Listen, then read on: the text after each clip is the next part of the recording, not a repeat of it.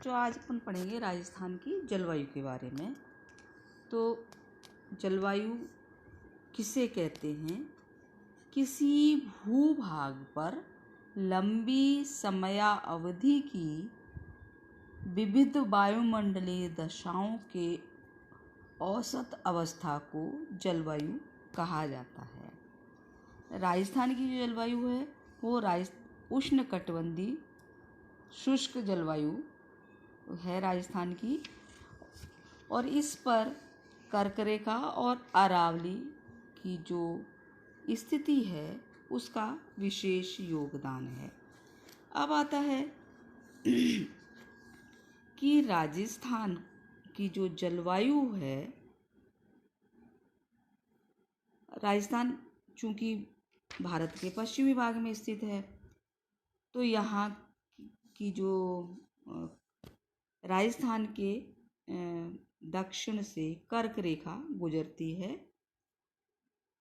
उसका भी प्रभाव राजस्थान की जलवायु पर दिखता है। तो इस आधार पर राजस्थान की जो जलवायु है उसको 6 भागों में विभाजित किया गया है। पहला है अक्षांशीय स्थिति। राजस्थान 23 डिग्री 3 मिनट से 30 डिग्री 12 मिनट उत्तरी अक्षांश के मध्य स्थित है, और कर्क रेखा राजस्थान के बांसवाड़ा और डूंगरपुर जिले से होकर गुजरती है। तो इस आधार पर दक्षिणी भाग उष्णकटिबंध के अंतर्गत आता है। शेष भाग इसका जो है वो उपोष्णकटिबंधीय है। अक्षांशीय स्थिति राजस्थान की जलवायु पर विशेष प्रभाव डालती है, लेकिन स्थान विशेष का धरातलीय स्वरूप, धरातल का स्वभाव, धरातल की ऊंचाई और जल की उपलब्धता, वनस्पति आवरण, वायु की दिशा व गति आदि कारण ही अक्षांश पर स्थित स्थानों में तापमान में जो असमानता में दिखाई देती है वो उत्पन्न करते हैं। दूसरा आता है समुद्र धरातल से दूरी। राजस्थान की कच्छ की खाड़ी से दूरी 225 किलोमीटर और अरब सागर से करीब 400 किलोमीटर है। राजस्थान उपमहाद्वीप के आंतरिक भाग में स्थित है। इस पर महासागरीय जलवायु का जो प्रभाव है वो दिखाई नहीं देता, वो उससे वंचित है। समुद्र से दूरी के कारण राजस्थान में महाद्वीपीय जलवायु के लक्षण पाए जाते हैं, जिसमें कठोर शीतकाल और अति उष्णकाल दोनों ही रहते हैं। समुद्र से अधिक दूरी होने के कारण मानसून की आर्द्रता में यहाँ पर कमी दिखाई देती है। फिर आता है समुद्र तल से ऊंचाई। राजस्थान का अधिकांश जो धरातलीय भाग है वो मध्य अरावली श्रेणियों और दक्षिणी पूर्वी पठारों को छोड़कर समुद्र तल से 370 मीटर की से भी कम ऊंचा है। माउंट आबू और झालावाड़ एक समान अक्षांश पर स्थित हैं, लेकिन जून के महीने में दोनों के तापमान में हमें अंतर दिखाई देता है। दोनों स्थानों के तापमान में इस असमानता का जो कारण है वो समुद्र से ऊंचाई है।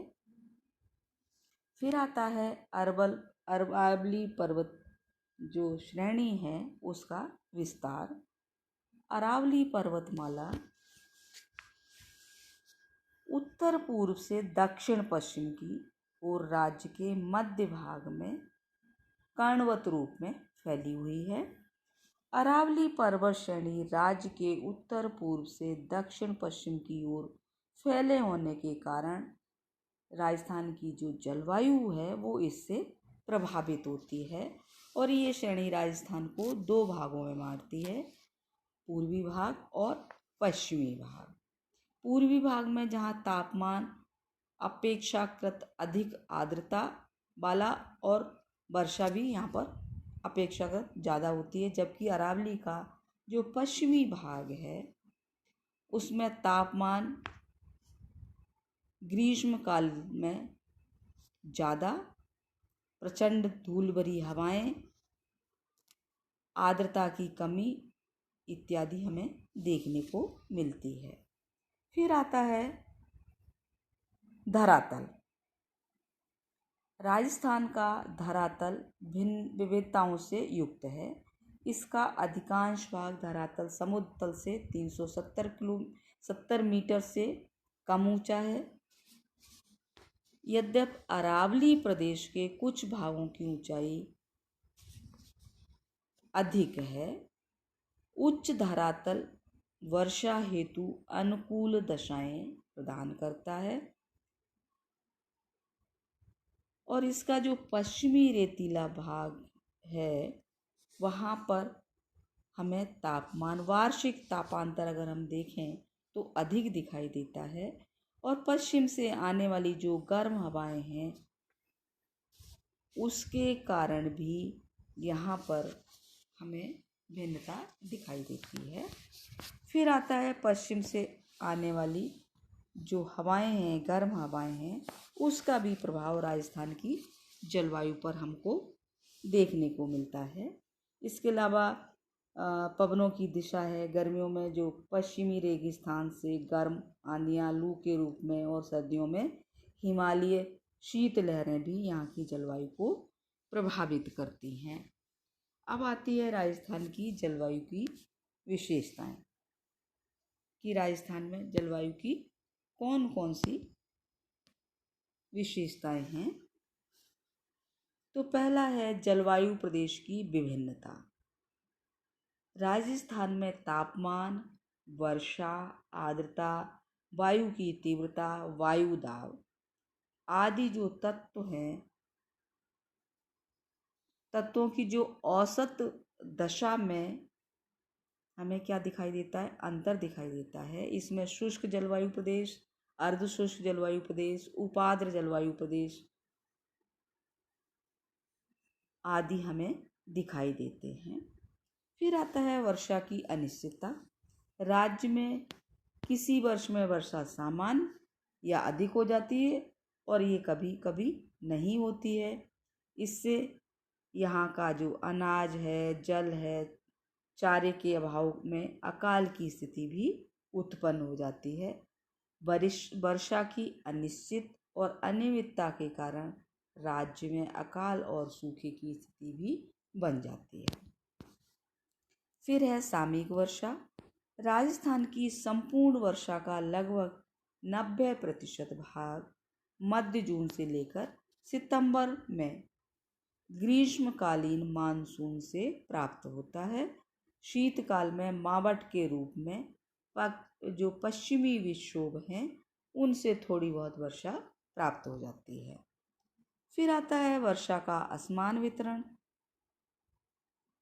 राज्य में वर्षा का असमान वितरण हमें देखने को मिलता है। राज्य का जो दक्षिणी पूर्वी जिले हैं वहाँ पर 100 सेंटीमीटर से अधिक वर्षा और वही पश्चिमी अगर हम राजस्थान को देखें तो जैसलमेर में 5 सेंटीमीटर तक वर्षा हमें देखने को मिलती है।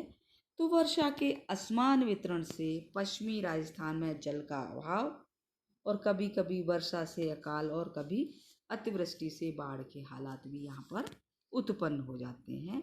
अगर हम राजस्थान में पूर्वी राजस्थान और पश्चिमी राजस्थान का अगर तुलनात्मक रूप से देखें तो पूर्वी राजस्थान में पश्चिमी राजस्थान की अपेक्षा अधिक वर्षा हमें देखने को मिलती है। फिर आता है तापमान में भिन्नता। शीत ऋतु में तापमान का औसत 12 डिग्री से 17 डिग्री सेल्सियस, जबकि ग्रीष्म ऋतु में ये 35 से 40।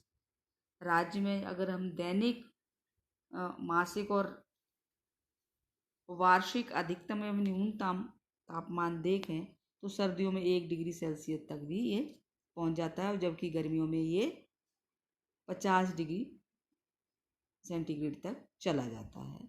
तो हम निष्कर्ष के रूप में देखें तो राज्य के विभिन्न स्थानों का दैनिक, वार्षिक और मासिक जो औसत तापमान है उसमें हमें भिन्नता दिखाई देती है। फिर आता है आर्द्रता में भिन्नता। राज्य में धरातलीय उच्चावच हवाओं की दिशा के कारण आर्द्रता में भी हमें अंतर दिखाई देता है। राज्य में सापेक्षिक आर्द्रता मार्च अप्रैल में सबसे अधिक और जुलाई अगस्त में सर्वाधिक, मार्च अप्रैल में सबसे कम और जुलाई अगस्त में सर्वाधिक दिखाई देती है। वर्षा ऋतु में मध्य जून से अक्टूबर तक हवाएं मानसून की दिशा के अनुकूल ही चला करती हैं। शीत ऋतु में हवाएं पश्चिमी विक्षोभ के प्रभाव से पश्चिम से चलकर आती हैं तथा वर्षा भी करती हैं। ग्रीष्म ऋतु में अधिकांशतः हवाएं मार्च से मध्य जून तक पश्चिम से चलती हैं, जो शुष्क और तेज गति वाली होती हैं। तो ये है राजस्थान की जलवायु की विशेषताएं।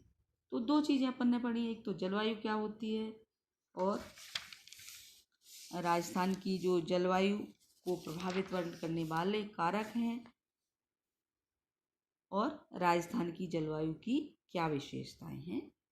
कल अपन पढ़ेंगे राजस्थान की ऋतुएं और राजस्थान की जलवायु का वर्गीकरण। Thank you.